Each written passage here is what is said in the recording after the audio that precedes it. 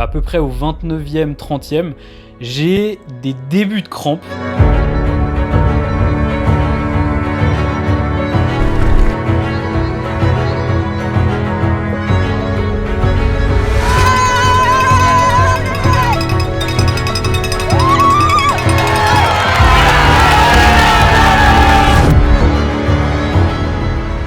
Donc le 39e arrive, je sais qu'il me reste 3 km.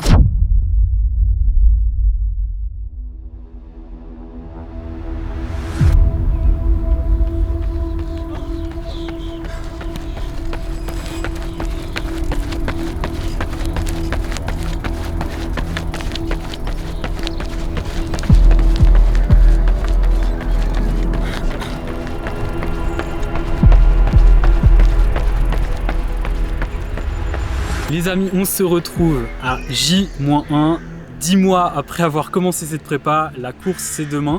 On va partir sur le run d'activation. L'idée c'est de faire 35 à 40 minutes avec 3 minutes à allure marathon et quelques accélérations. Le but là, il est simple, c'est juste de déverrouiller un petit peu le corps, de se débloquer pour demain. Ensuite, cet après-midi, on ira récupérer le dossard, le fameux dossard, pour aller taper ce sub 3 heures.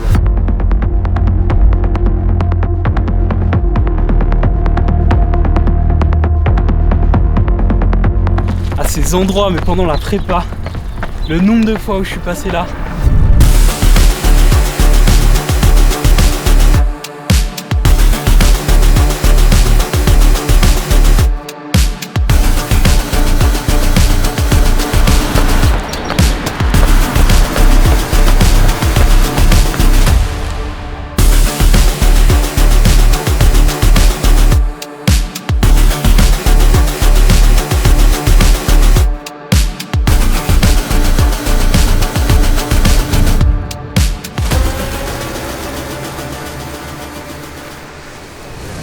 Bon, 7 km de fait, 36 minutes à peu près. Fait un peu d'allure marathon, quelques accélérations et franchement les sensations sont là. Quel kiff, quel kiff. À J-1, le fait d'avoir quand même des bonnes sensations la veille, ça met vachement en confiance. J'ai tendance à dire que la veille de course, même si on n'a pas des bonnes sensations, un bon feeling sous le pied, c'est pas grave parce que souvent on a un peu de stress, on n'est pas forcément dans les meilleures conditions et c'est le jour J on doit envoyer, mais là on a un petit bonus aujourd'hui, les jambes étaient là, il fait beau et la journée est loin d'être finie. Là il est 12h30, donc l'objectif c'est de bien récupérer, d'avoir un bon repas bien chargé en glucides. Ça la veille vraiment c'est ce que je vous conseille, hein, c'est d'augmenter grandement la part de vos glucides, réduire un petit peu les fibres, donc tout ce qui est légumes on met de côté, clairement. Et ensuite, on va descendre au village marathon, récupérer le dossard. On va encourager aussi les athlètes qui courent. J'ai un athlète qui court sur le 10 km ce soir et j'ai quelques potes qui courent sur le 5 km. Donc, on va les donner de la voix. Demain, c'est à notre tour. Ce soir, on va se la donner un peu. Donc, c'est parti. On va manger, parce que c'est important. Ensuite, départ pour aller donner de la voix. Let's go! Putain, c'est terminé là! Last training de la prépa quoi. Oh putain c'est bon.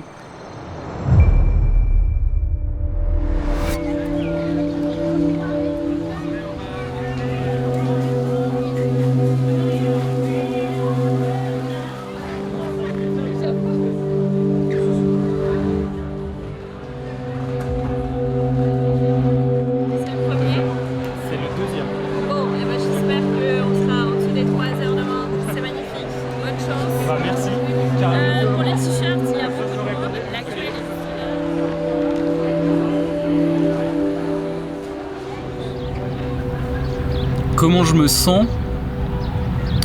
En vrai, je pense que le mot c'est un peu apaisé. Je pense que j'ai fait une très bonne prépa et j'ai quand même pris 10 mois pour cette préparation. Et je pense que le fait d'avoir pris autant de temps, ça m'a permis de construire vraiment ma condition physique, construire cette course en fait tout simplement. Ah, mon objectif il est clair, hein. Moins de 3 heures. Moins de 3 heures, il est vraiment dans la tête et je vais tout faire pour aller le chercher. Pour le coup, je sais que quand j'ai quelque chose dans la tête, je suis assez chiant avec ça et je mets tout en œuvre pour y arriver. Et au-delà du chrono, comme je vous ai dit, je pense que la prépa a été bonne. Le chrono il est dans la tête et je pense que je pars avec pas trop de pression par rapport à ça, dans le sens où si ça explose, ça explose. Au 30e, on verra comment mes jambes répondent. Mais clairement l'objectif il est dans ma tête, ça il va clairement pas sortir et c'est littéralement ça qui va ressortir quand je serai dans le dur. Et dans ma tête, je sais que cet objectif de temps, cet objectif de chrono de moins de 3 heures, il est dans un coin de ma tête. C'est pas le seul, mais ça va être typiquement un outil qui va me dire ok mec, t'as bossé pour ça, tu t'es entraîné sur ça, maintenant faut s'accrocher parce que forcément que ça va être difficile à un moment donné ou à un autre.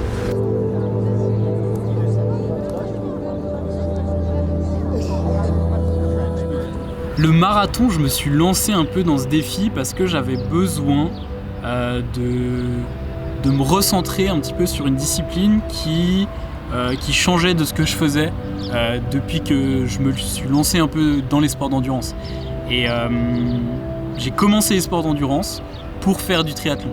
Je me suis lancé, le premier défi de ma vie, c'était de réaliser un triathlon format olympique où je vous ai embarqué avec moi.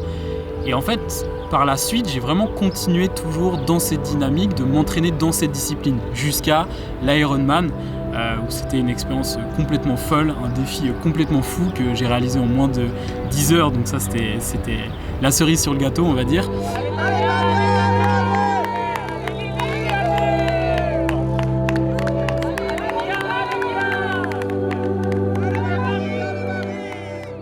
Et après cet épisode, il y a eu une année 2025 assez compliquée et je pense que j'avais besoin de sortir un petit peu de ce focus sur le triathlon.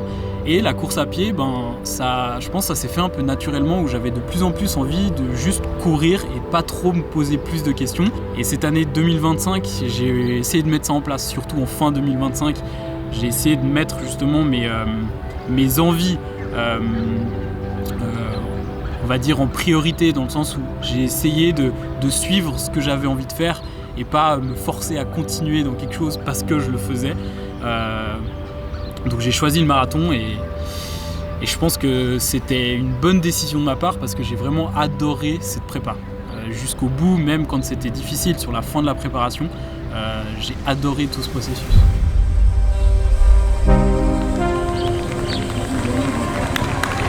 Allez mon gars! Allez mon gars! Allez mon gars! Allez, au bout! Allez mon gars!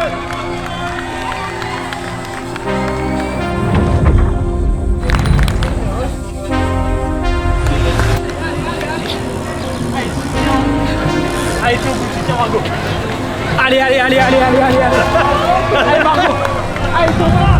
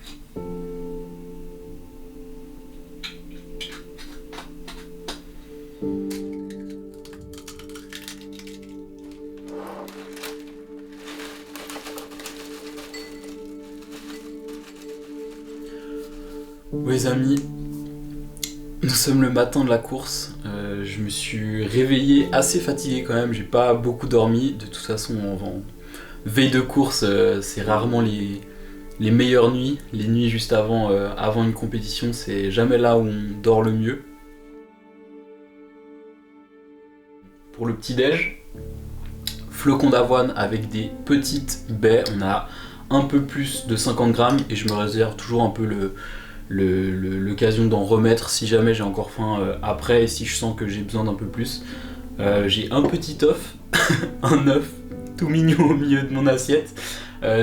Et pour terminer, une banane pour venir compléter le petit déjeuner. C'est pas énorme, mais quand j'ai une course à pied, je préfère être assez conservateur là-dessus et privilégier un petit peu le confort digestif. Et comme je vous ai dit, je me réserve le droit de manger un petit peu plus si jamais je ressens le jour J, en sachant qu'après il y a une boisson d'effort qui va me suivre pour la suite de mon petit déjeuner jusqu'à la ligne de départ. Donc là, l'objectif, c'est de bien manger. Ensuite, on fera une petite activation et on se préparera gentiment pour aller sur la ligne de départ.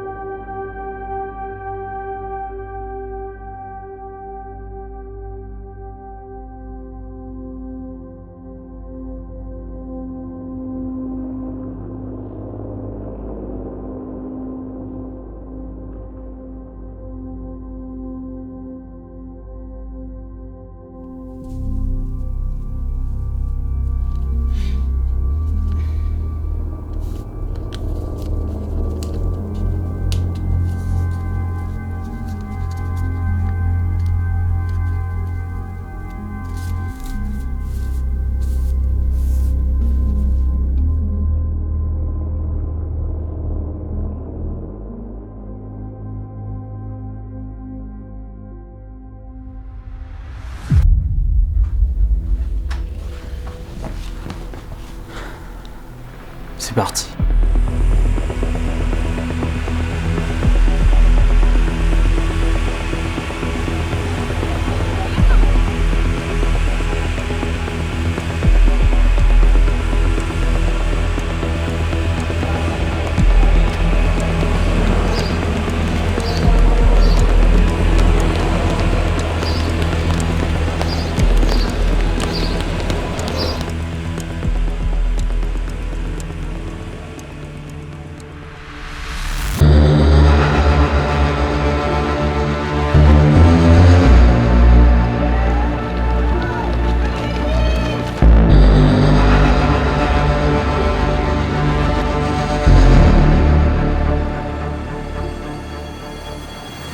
Et les premiers kilomètres, j'ai une sensation un peu bizarre parce que je ressens pas forcément que j'ai des jambes de fou, mais j'ai pas des mauvaises jambes.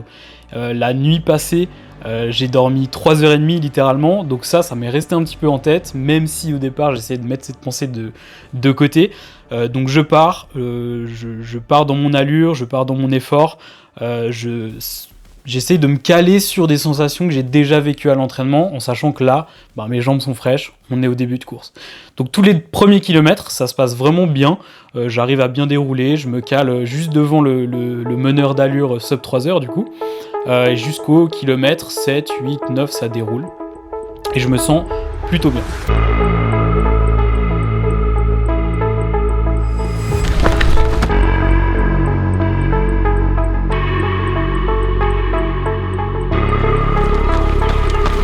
On arrive dans la première petite difficulté là, la première montée.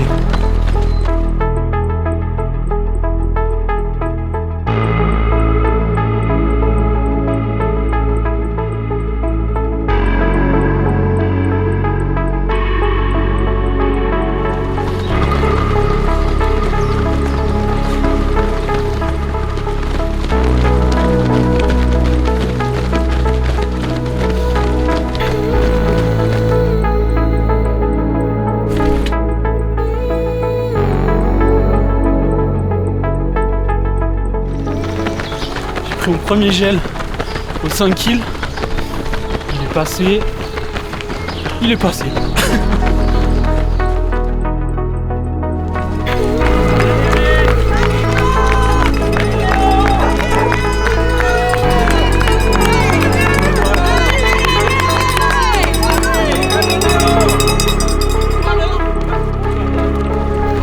C'était tellement de plaisir là.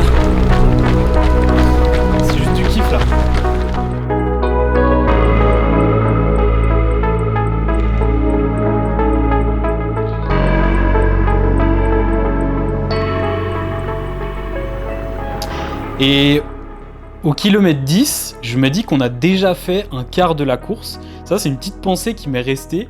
Où ouais, en fait, c'est allé vachement vite les 10 premiers kills. Je pense qu'avec l'ambiance un peu de la course, de réaliser aussi le fait que j'étais dans ce marathon que je prépare depuis 10 mois, ça m'a fait un petit peu réaliser que ouais, ça va vite. En fait, courir en 4,15 au kilomètre, tu fais un 10 kills en 41 minutes et quelques. Donc ouais, ça va vite. Là, on est dans la première phase du parcours, là où il y a les plus grosses difficultés au niveau du dénivelé. Il y a 2 pentes assez raides au kilomètre 6,5 et au kilomètre 11,5. Donc là, j'ai essayé de gérer un petit peu mon effort, j'ai essayé de rester lucide et pas forcer pour absolument garder l'allure, en sachant qu'après, j'allais probablement récupérer. Malgré tout, je trouve qu'elles m'ont fait pas mal ces montées. Je trouve que j'arrivais en haut avec les jambes un peu chargées et ouais, ça m'a fait un petit peu peur sur la deuxième montée où je me suis dit qu'il restait plus de 32 km et que j'avais des jambes un peu entamées. C'était un peu bizarre.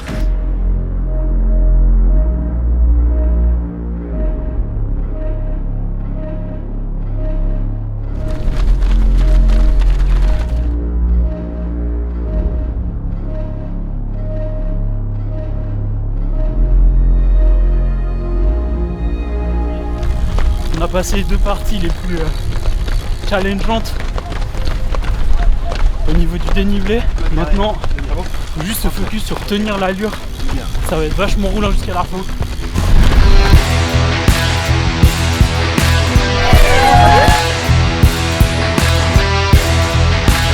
15e, je me sens tellement bien que j'accélère un peu.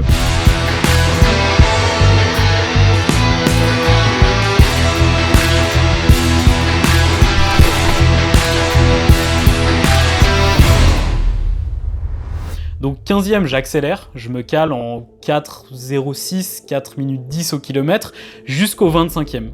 Donc en fait, il y a une portion de 10 km qui se passe super bien, où j'ai des bonnes jambes, je passe le semi-marathon avec des bonnes jambes.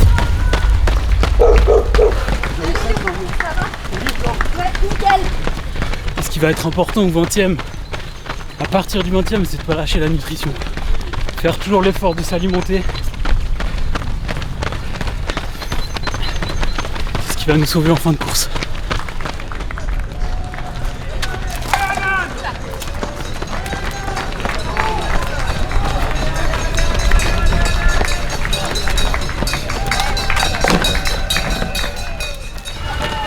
Semi-marathon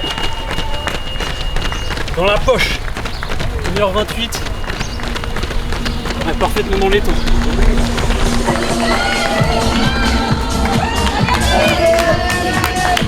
Il est là le hack, il est maintenant.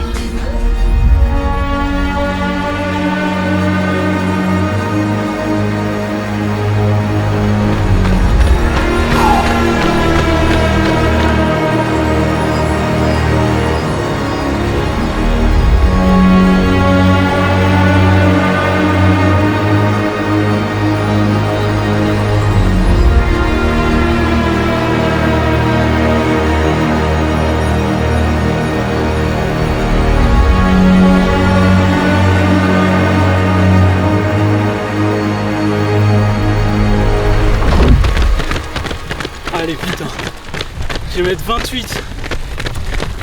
Ah, ça commence quand même à piquer dans les jambes. Ah, les jambes sont vraiment entamées, c'est plus dur de garder l'allure. Là, petit à petit, c'est vraiment la tête qui rentre dedans.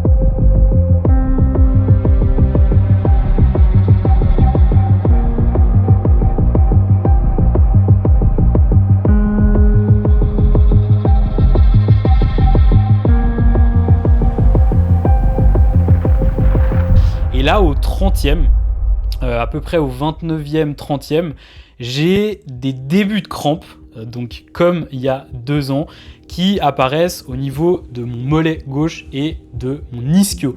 Et ça m'a fait vraiment une grosse clim. Genre vraiment, j'ai ressenti ça, je me suis dit, oh non, pas encore. Pas après il y a 2 ans où j'ai vécu vraiment un cauchemar avec ces crampes. Donc ça m'a vraiment fait peur. Et je sentais des débuts de crampes, j'essayais de modifier un petit peu ma foulée. À chaque pas, j'avais des crampes qui se déclenchaient. Et c'est vrai que ça m'a fait assez peur. En sachant que là, au 32e kilomètre, on attaque une descente. Une descente, ça veut dire que les ischios, donc l'arrière de la cuisse, est vachement mobilisé. Et ça, forcément, en attaquant cette descente, je suis pas du tout serein.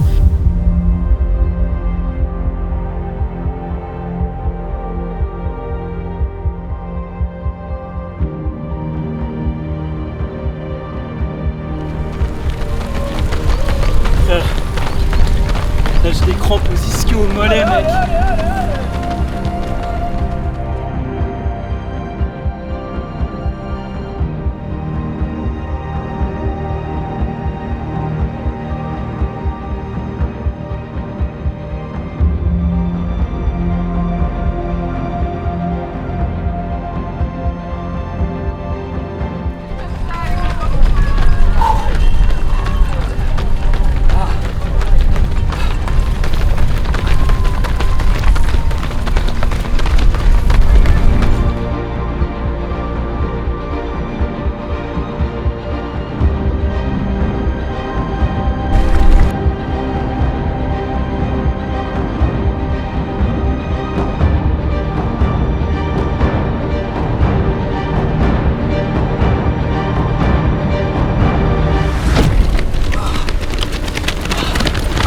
J'ai vraiment des crampes régulières et là j'en ai une qui me met au sol, j'ai failli tomber, où là je fais une flexion de genou, où je fais un pas et ça me paralyse la jambe, le mollet complètement contracté, l'ischio aussi, et je suis obligé de m'arrêter pour m'étirer pendant bien 15-20 secondes parce que je peux juste plus avancer en fait, je peux plus bouger ma jambe. Et ça, je me suis dit, on est au 35e, il reste 7 km. C'est chaud, c'est vraiment chaud pour moi parce qu'on n'est pas du tout au bout. C'est pas comme si on est au 40e et il me reste même pas 10 minutes de course. Donc là, énorme clim. Et là, ouais, c'est dur. Le meneur d'allure de 3 heures me rattrape. Et là, je me dis, ok, là, t'as 2 choix en fait, t'as 2 solutions. C'est soit tu le tiens jusqu'au bout, soit tu décides de lâcher et c'est terminé. Et là, en fait, je pense que ça a été le plus gros déclic de ma course, où je me suis dit, oui, t'es dans le dur, oui, t'es en train de souffrir énormément, mais d'un autre côté, t'as travaillé pour ça. T'as littéralement travaillé pour vivre ce moment fort, alors forcément difficile, mais fort en émotion, et où tu dois vraiment mobiliser toutes tes ressources pour continuer à avancer. Donc je me dis, ok, tu le tiens. Tu le tiens. J'ai qu'une pensée en tête, c'est de le tenir, de rester derrière ce meneur d'allure. Et les crampes, elles s'en foutent. Hein. Les crampes, que tu te dises quoi que ce soit dans ta tête, elles sont là. Donc j'essaye d'attaquer un petit peu plus talon pour étirer un peu mes ischios. J'ai des crampes à chaque fois que je pose le pied, à chaque fois que je me propulse. Donc c'est très compliqué à gérer. L'effort, il devient de plus en plus compliqué.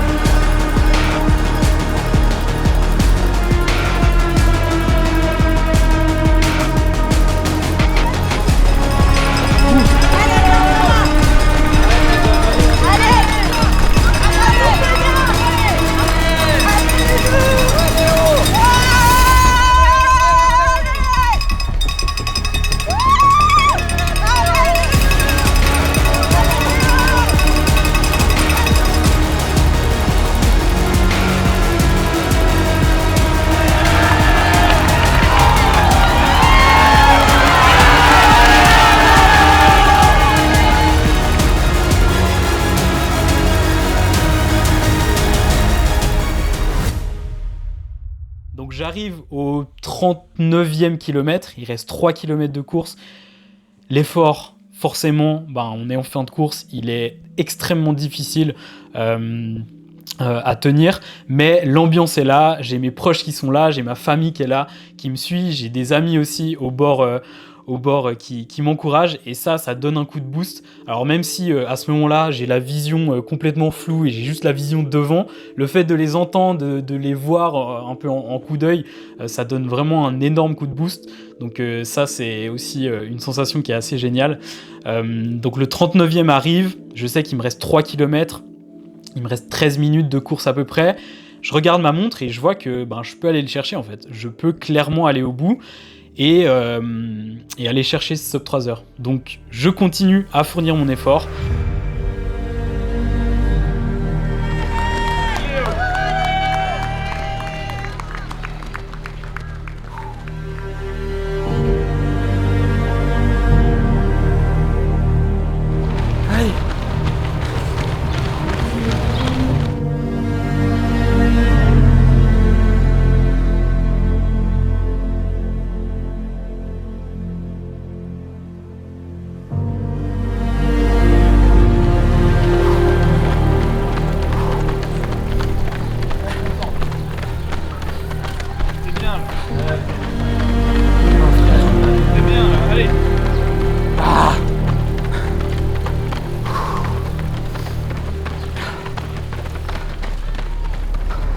Et j'arrive sur le dernier kilomètre, un virage à gauche, je vois le tapis rouge, et là c'est juste des sensations qui sont indescriptibles. Allez!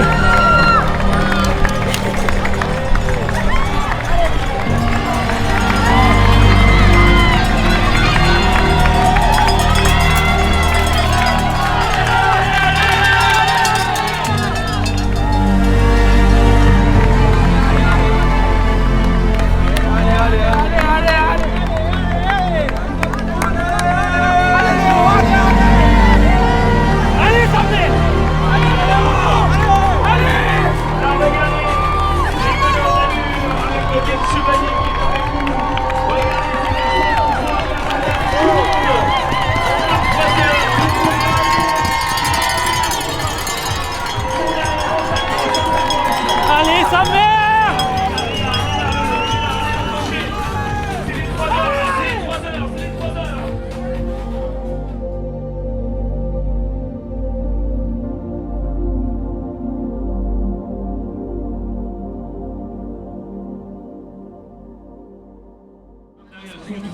Ça travaille. C'est trop, c'est juste des émotions, mais on l'a fait quoi. On a putain de fait. Le sub 3 heures, il est dans la poche. Allez, la course avec Pollux. Pollux. Je vais chialer. Félicitations Pollux. Derrière c'est Yorka. Et le moins de 3 heures. Mais c'est bon. Putain, je suis tellement fier de moi. Félicitations Gilles.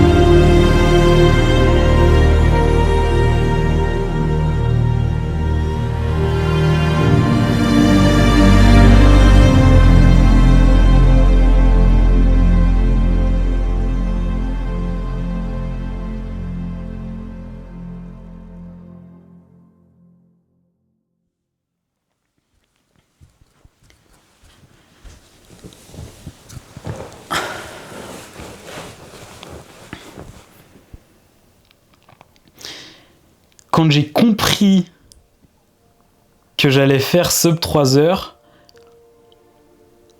bah, j'ai ressenti un gros soulagement quand même.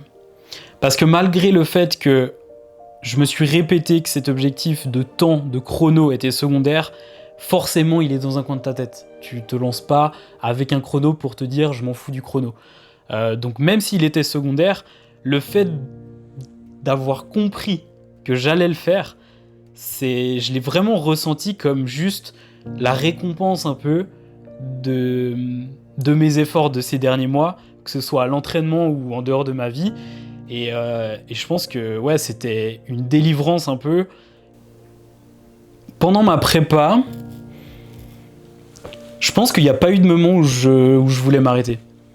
Je savais que je voulais me relancer dans un défi assez fort, assez ambitieux. Et je pense que ça m'a suivi un petit peu pendant ces 10 mois de préparation. Et ça m'a permis de me recentrer dans les moments un peu difficiles, parce que forcément il y en a eu, de me dire ok, tu t'es lancé là-dedans, donc tu sais que tu as un objectif en tête. Et avec cette pensée de vouloir faire certaines choses différemment, respecter un peu plus mes limites, être capable de prioriser d'autres choses, notamment du temps avec mes proches, de travailler aussi différemment, de changer ma vision sur la préparation. Ce que cette prépa m'a appris, c'est d'être capable, je pense, de prioriser d'autres choses et pas uniquement me lancer tête baissée. J'ai tendance souvent à faire les choses vraiment avec le cœur et à y aller à 200%. Et souvent, de nouveaux projets, ça stimule énormément. Et peut-être que dans le passé, j'avais plus tendance à mettre d'autres choses de côté. Dans la vie de tous les jours, je suis quelqu'un de très solitaire. Je fais énormément de choses par moi-même. Et ça, ça peut être une force comme une faiblesse. Et je pense que mes forces, je les connais très bien. Je me connais très bien à ce niveau-là. Et mes faiblesses aussi. Sauf que dans le passé, j'avais plutôt tendance à les mettre de côté. Que être solitaire, faire les choses par moi-même, c'était juste une force. Sauf que non, ça peut avoir ses côtés négatifs. Et je pense que j'ai grandi aussi là-dessus en me disant, il y a certaines choses que tu as besoin de faire avec des autres. Et je reste un être humain. Oui, j'aime faire les choses seul, j'aime me lancer des défis, apprendre aussi beaucoup de moi-même, mais je reste un être humain, et l'être humain sociabilise avec d'autres, et souvent j'avais un peu tendance à l'oublier. Et je pense que ça m'a aussi appris à m'ouvrir aux autres et à travailler avec d'autres. Un exemple tout bête, mais pour cette vidéo, je la réalise avec Max, donc très cool. Et ça, c'est un truc, il y a 2 ans, je pense que ça m'aurait trop fait bizarre de demander de l'aide ou de travailler avec quelqu'un d'autre, parce que moi, ça me demande de sortir de mes habitudes, de sortir de ma vision des choses, et ça demande de collaborer avec d'autres. Et derrière votre écran, ça peut peut-être vous paraître très logique, mais pour moi qui suis très solitaire justement dans ma vie, c'est pas du tout logique. Et c'est pour ça que je sais que cet objectif, c'est pas juste un chrono, c'est clairement une préparation derrière, un processus qui m'a beaucoup ouvert l'esprit, on va dire, sur le monde qui m'entoure. Si le sport disparaissait de ta vie demain, c'est qui Léo ? Léo, je pense qu'avant tout, c'est quelqu'un de passionné. Je pense que je suis quelqu'un qui se lance dans des projets avec le cœur, et ça m'a beaucoup réussi, parce que je suis convaincu que faire les choses avec le cœur, c'est ce qui t'amènera le plus loin et ce qui t'amènera avec ta paix avec toi-même. Ça peut paraître très bateau de dire comme ça, mais ouais, je pense que Léo, c'est quelqu'un qui va avec le cœur et qui se pose peut-être beaucoup de questions souvent, qui réfléchit beaucoup, mais qui va et qui essaye et qui tente des trucs. Et ouais. évidemment, le sport prend une grosse place dans ma vie parce que j'estime que on peut voir de tellement de facettes ce concept-là de sport. Et ça nous est tellement évolué que, évidemment, ça fait partie de ma vie, mais je pense que je suis fier aujourd'hui d'être capable de dire que ouais, Léo, il est là pour essayer de comprendre la vie qui nous entoure, de comprendre ses enjeux et pas seulement au niveau du sport. Et c'est pour ça que je me considère comme passionné, c'est que quand je me lance dans un projet, j'y vais et ça a foiré. Ça a foiré beaucoup de fois, ça m'a réussi beaucoup de fois, mais au moins je le fais. Et je pense que, ouais, genre ça c'est un truc dont je suis fier aujourd'hui et je pense que je peux en parler. Je vais chialer. Je pense que je peux en parler aujourd'hui, c'est que... Ouais, en fait, tu rates, tu réessayes, tu réussis, tu refais la même chose, tu rates, et en fait, c'est ça, je pense que... Peu importe ton projet, peu importe ta situation de vie, ce sera jamais tout lisse. Il y a aucune quête qui sera sans montagne russe où tout d'un coup ça va être bien, ensuite ça va être catastrophique et ouais, je pense que Léo c'est avant tout quelqu'un qui va avec le cœur, qui essaye de se donner les moyens et ouais, je pense que plus les années avancent, plus je suis capable de me définir en tant que tel et d'être chaque année peut-être un peu plus fier de qui je suis. Parce que ça n'a pas toujours été facile. Et c'est toujours pas facile aujourd'hui. Je me vois en 2025 quand... juste l'année passée, quand j'arrivais quasiment pas à me regarder dans un miroir. Et là aujourd'hui où... je suis de plus en plus... heureux et surtout en paix avec moi-même. Je suis en train de chialer. Mais... Donc ouais. Je pense que Léo c'est ça. C'est de la passion, c'est du cœur et c'est des expériences. Ah putain.